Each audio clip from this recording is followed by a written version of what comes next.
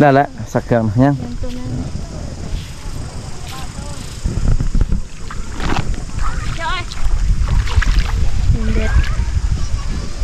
มีกระตุ้มน้องเปย์ เปยังตุ้มให้เปบ่ เปย์ เปนางเงือกไว้นั่ง แต่เบลฮาร์ดาล่ะ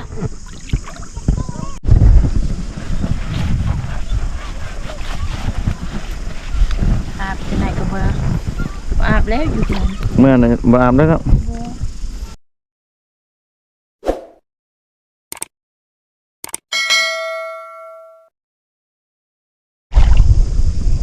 ทักทายสบายดี FC อีกตัวหนึ่งเด้อพ่อแม่พี่น้องเนาะมาเบิ่งน้องสาวเบลกับน้องสาวจอยเพิ่นพาอาบน้ำพี่น้องเอ้ยอาบน้ำตอนเที่ยงเนาะพี่น้องเพิ่นว่าสิอาบน้ำมันร้อนโพดพี่น้องบายดีน้องจอย สบายดี ร้อนป่ะนี่ ฮอน ร้อนก็เลยอาบน้ำเนาะเอาน้องเอาทรายทูบ่นะ แมน บ่เจ็บบ่ ว้าว โอ้เอาทรายทูเลยพี่น้องเว้ย ทรายทูแข็งเลย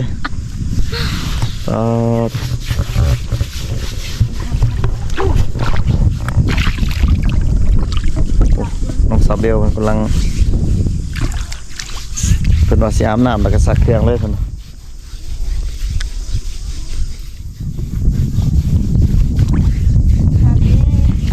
ที่ขาดซักเครื่อง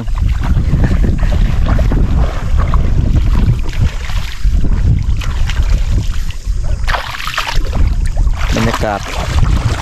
อยู่ที่แคมป์เซ่พี่น้อย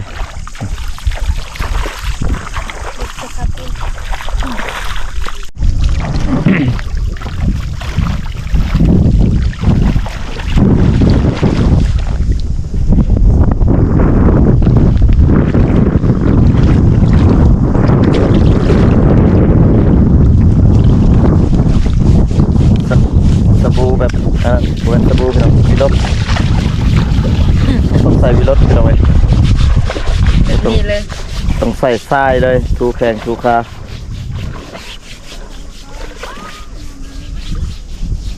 มาลึกไป เดินแห้งย่างข้ามสามารถย่างข้ามฟังน้ำได้เนาะพี่น้องเนาะเป็นหาดเป็นยังน้ำตื้น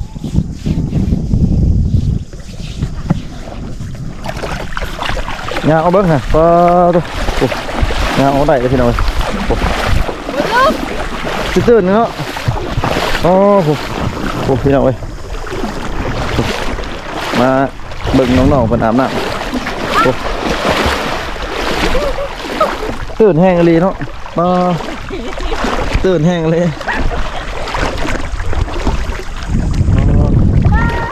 ตื่นแห้งพี่น้องว้าตัวเลิกบ่ยังไม่ได้เลิกเนาะตัว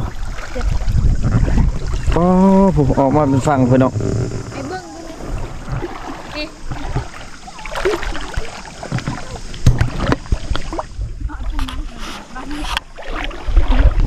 บ่เลิกได้พี่น้องโอ้คักเลยน้ำ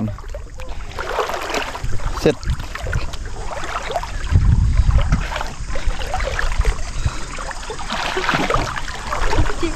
ตัวสามารถย่างข้ามได้เลยตัวพี่น้อง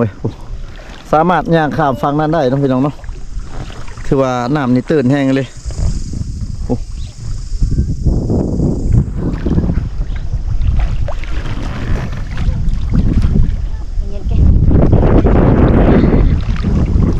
ตื่นแห้งพี่น้องน้ำบ่เลิกพี่น้องเลยตอนนี้มันอยู่กลางน้ำเลย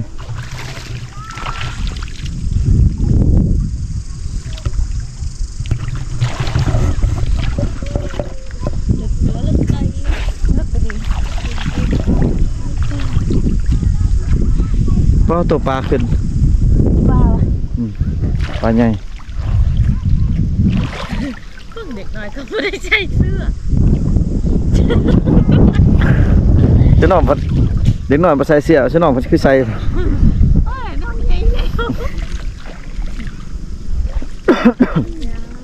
กระดังการเลย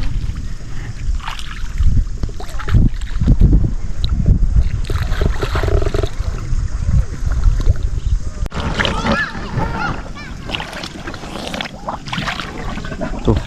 เป็นมาปูมีปลาตอนนี้มันอยู่กลางน้ำเนาะพี่น้องเนาะกลางน้ำเลยน้องซาเบลกับน้องซาว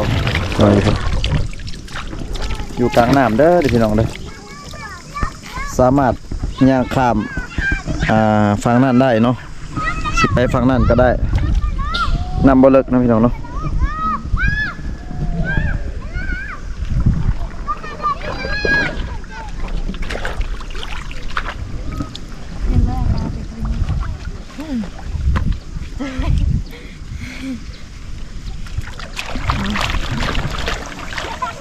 โอ้ปลาแถวนี้สิบ่ตายเบิดบ่เนาะ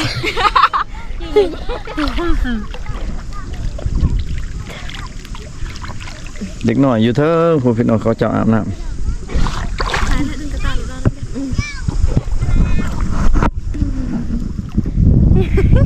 ตัวน้องเขาเจ้าลินน้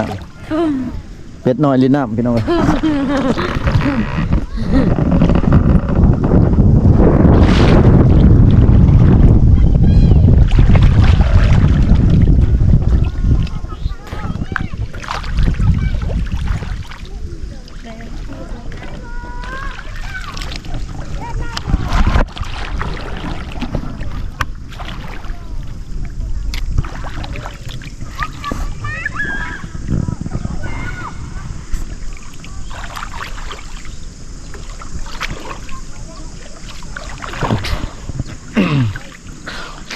ป้าเด็กหน่อยเขาเจ้าอาบแล้วก็พิงไฟอาบแล้วพิงไฟหนาวเด้อ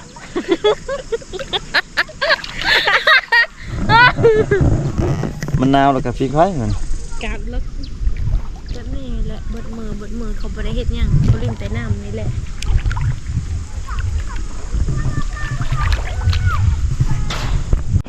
ก็เป็ดหน่อยลอยน้ำพี่น้องเอ้ยเป็ดหน่อยลอยน้ำผู้นางเงือกลอยน้ำเช็ดขึ้นเลึกเทวาอยู่นี่ว่าบอลเลึกมันถือบอลเลึกก็เลึกเนาะเขาจกทรายที่อยู่นี่เขาบริดูดทรายป่ะอยู่นี่ คันเขาดูดเป็นยัง มันเลึกกระดูด เฮ้ยเขาบ่ได้ลึกเป็นยังเด็กบ่ลึก ตัวฝั่งนั้นดูน้องเดวยังอยู่ว่างอยู่กลางน้ำ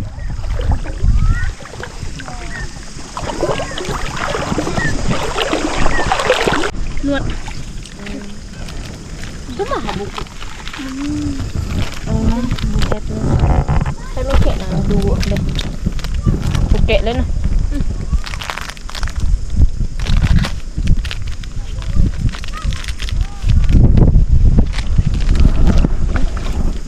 เจ้าเห็ดอ่ะเจ้า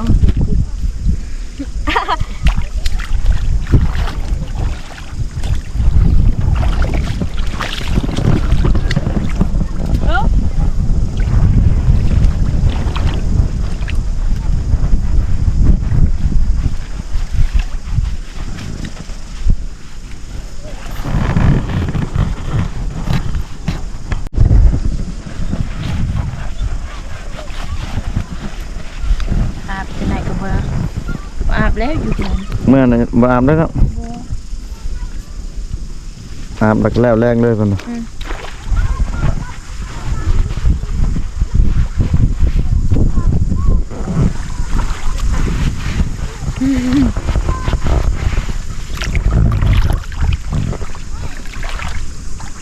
สบายรีบานนี่อาบน้ สบายเลย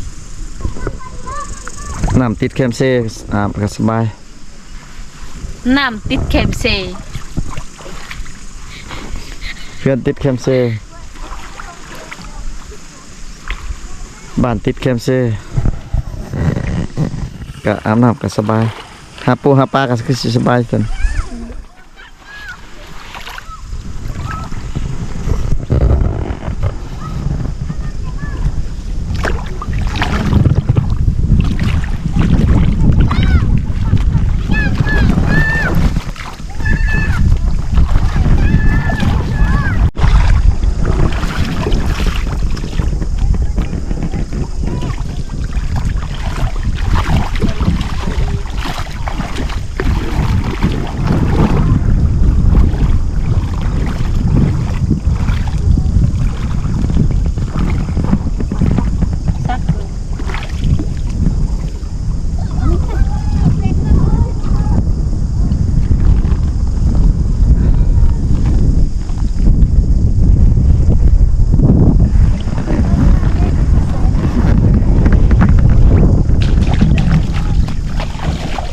โอ้น้องเบลคนสักเครื่องนะพี่น้อง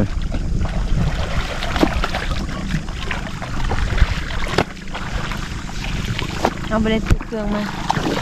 น้องมันถือเครื่องมา บอก เลยบริษัทนี่ตัวน้องเบลสัก ให้ไปเศร้าเบล อ๋อ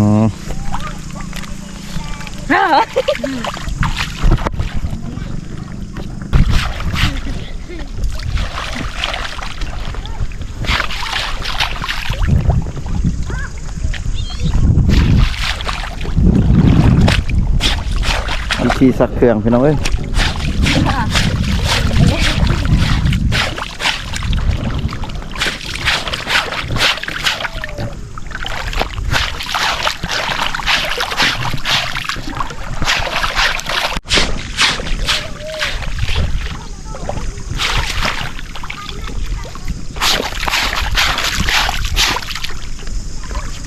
สักเครื่องแบบสักอยู่ในน้ำเลย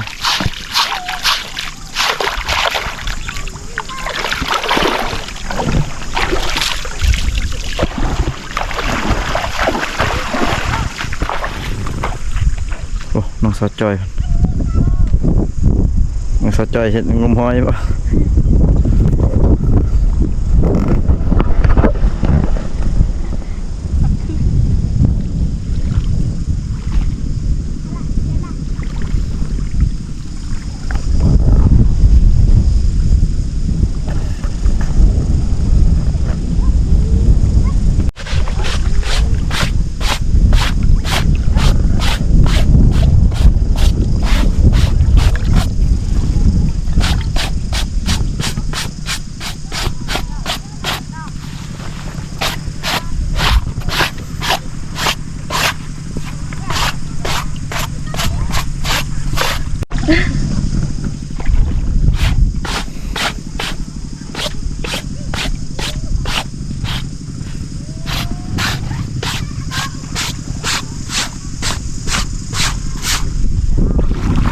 เดี๋ยวเราบ้านเนาะ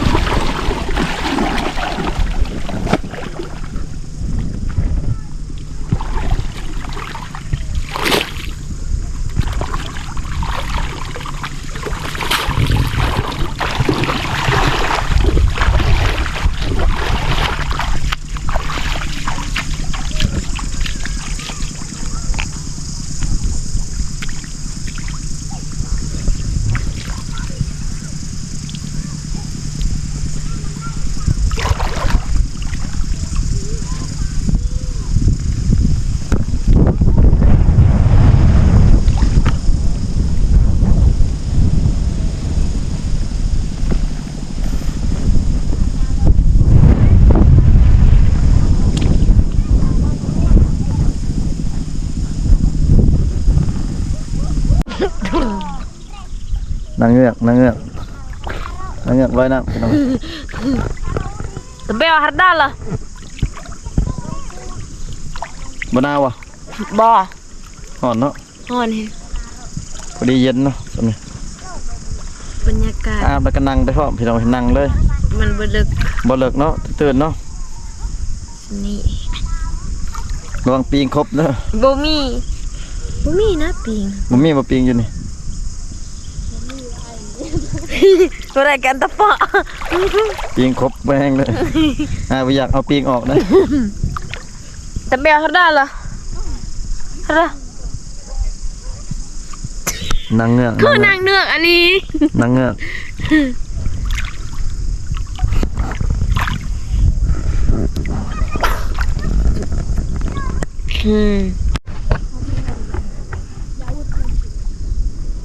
ก็มันกุยสัตว์นางเขาสัตว์เด็กเคียร์ บ้านน้องใกล้เนาะจากน้ำนี่เนาะ แม่น ไกลจากเช ไก่อันนี้ คันบ้านน้องนี่ใกล้แบบนี้ป้าสันดินน้ำตลอดเนาะ สบายแบบนี้เนาะยืมเงินทางอาบน้ำป้า โอ้ซาเบลมัน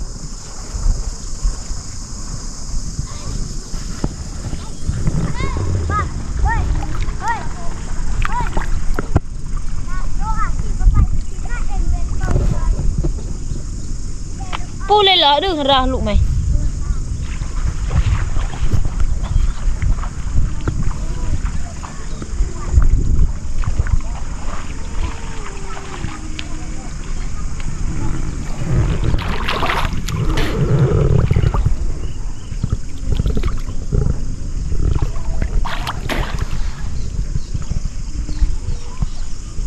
มีแต่ตุ่มน้องเป เปยังตุ้มให้เปบ่ เป เป แต่ว่าเฮาดำซื่อเฮาด ดำซะบ่นี่นะ ำ อ๋อ FC คอมเมนต์ลองคอมเมนต์เบิ่งเด้อพี่น้องเด้อว่าดำแท้บ่นี่แต่บ่าวไทยว่าบ่ดำเนาะพี่น้อง ขาว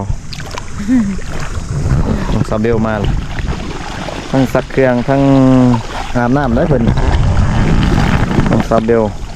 ลล่า เดี๋ยวแล้ว น้องซาเบลล่าสวยเซ็กซี่ เซ็กซี่ เซ็กซี่อีหลี งานเป็นแบบเพื่อ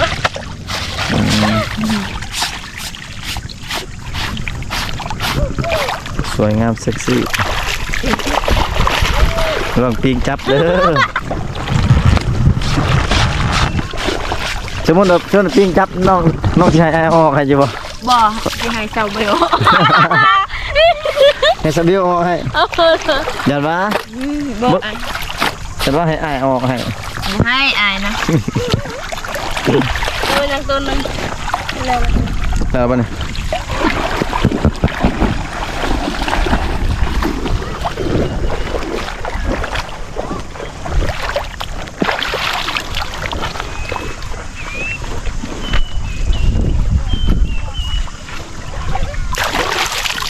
ถ้าเซาเบลก็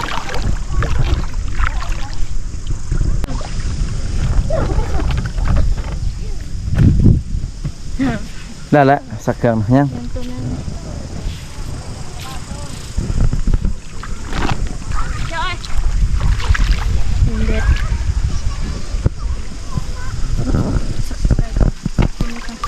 สักแล้วแหละสักตัวแรกก็สักขอแต่อย่าให้อายสักน้ำบ่ให้อายช่วยเปล่าฮะเกรงใจอีกว่าสั่นน้องว่าสิสักเองพี่น้องเอ้ยเพิ่นว่าบ่ให้เบาไทยสักให้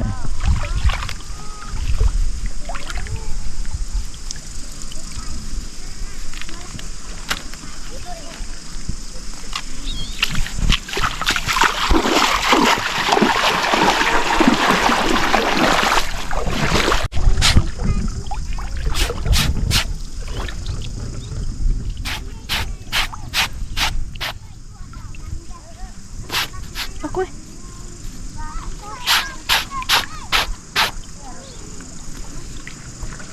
เดี๋ยวไปดอโยสมบูรณ์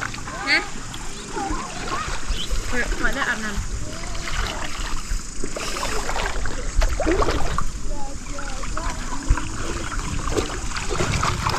ได้แล้วบ่ ยัง ยังบ่แล้ว ทาน้องเบลสักเครื่อง เลย สองสาวพี่น้อง เจ็บตึกเด้อเราไปในน้ำปิงแต่ว่าดำซื้อหอ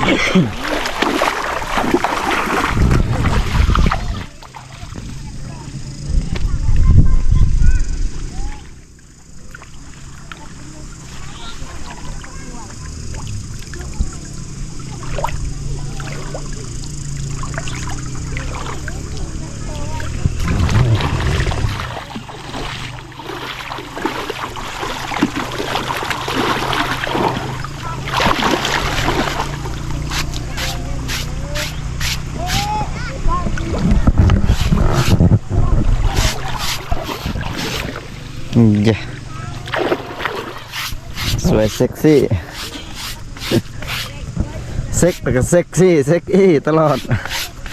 สวย พี่กระซื้อ ว้าวคือซื้ออีก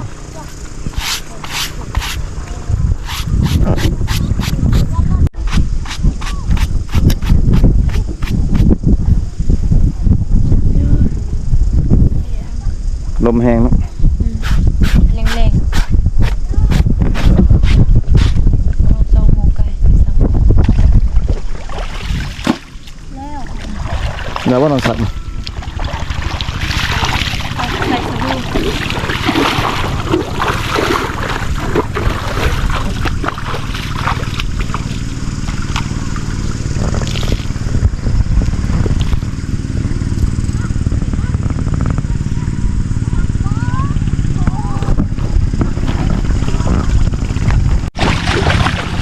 ตัวน้องเบลคนสักเครื่องเรียบร้อยแล้วพี่น้องเอ้ย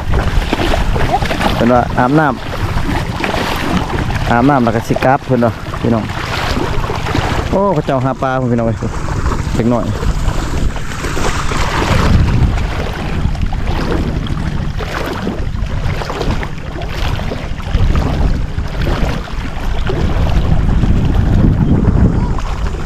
เจ็ดมาครับ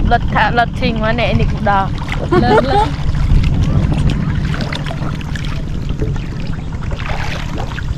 น่าคือเขาสู้หัว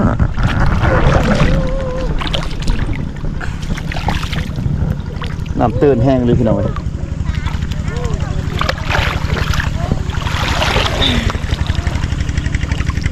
นี่ไง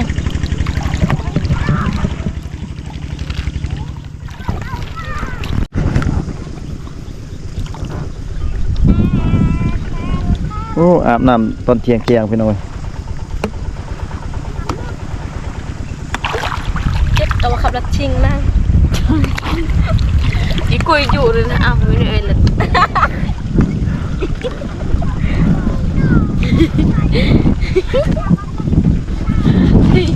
ว่าเยอะอยู่เลยก็ได้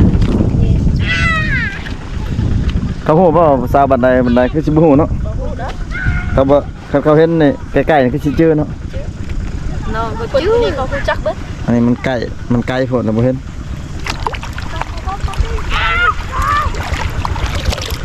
เขาสิว่าผู้สาวบ้านเขาไปจักอะไรเด้วะ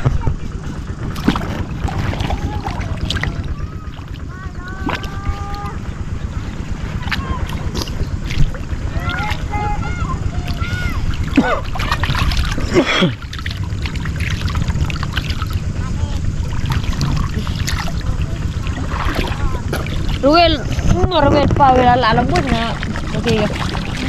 Akibon na. Yung amalo lan man. Ano ka na pati dala amela? Ke. Na dala age na ko tepa dala. Nampak sing. มองทำไมไม่รักไม่ต้องมอง นะ จ้อง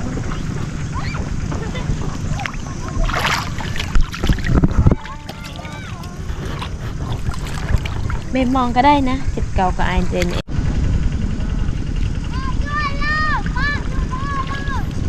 เหนื่อยเลย ไปเล็กหน่อย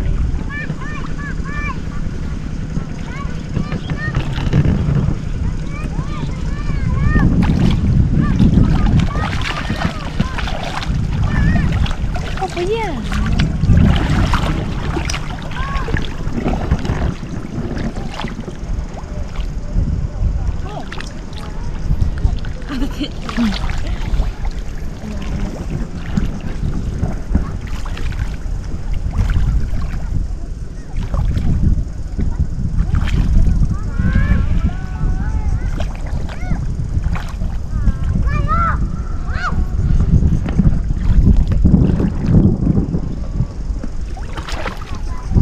บไดเหี่ยวสนามตี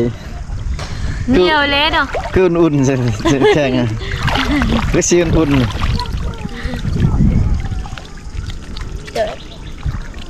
แล้วปะน้องสาวน้องเบล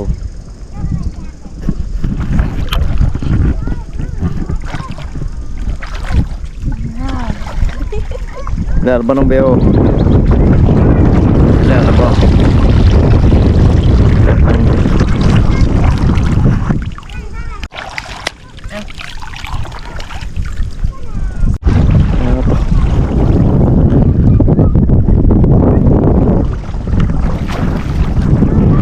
จอยแล้วน้องจอยขึ้นไปแล้วพี่น้องเลยจะน้องซาเบลเพิ่น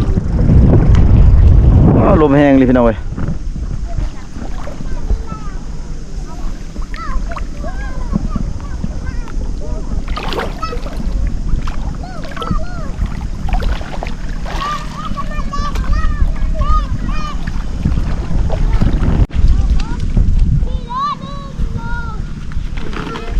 ได้แล้วปะ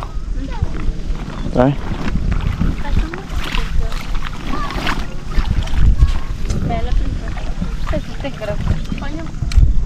น้องไปเปลี่ยนเครื่องก่อนเด้อ โอเคน้องเพิ่นเรียบร้อยแล้วพี่น้องเอ้ยก็สิได้กลับแล้วพี่น้องเอ้ยสิได้เมื่อแล้วน้องจอย เหนื่อยแล้ว กลับบัตรกลับซอง